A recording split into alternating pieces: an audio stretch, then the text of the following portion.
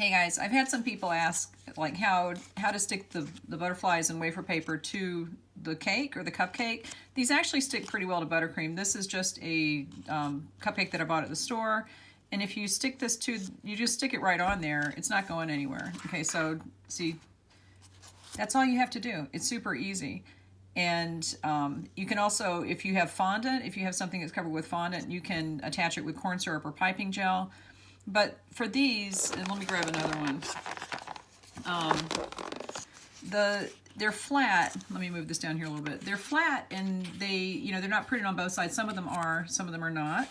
But you can very gently, you can't really fold them. Rice paper is not paper, it's a starch. It's made from potato starch, but it is affected by moisture. So if you put them in your hand and kind of fold them like that and hold them up, then it will kind of absorb the heat and moisture from your hand and it'll bend a little bit.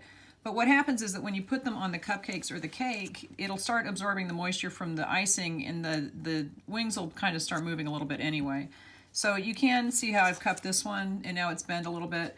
You can put them on there and it's not going to, look like it's just a flat butterfly, but it will move anyway. So you don't really need to worry about that. And sometimes people want them to be printed on both sides.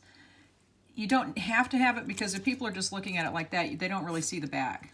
All right, so attaching them to buttercream works. It's very simple. Just pull them out of the package and stick them on there. See, this is, I'm pulling this pretty hard. It's not, you have to pull it pretty hard to get it to come off.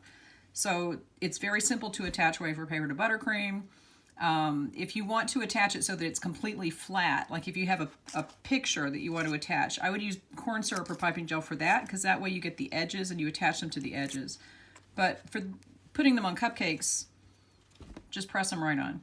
Super simple. That's it. And I will talk to you guys later.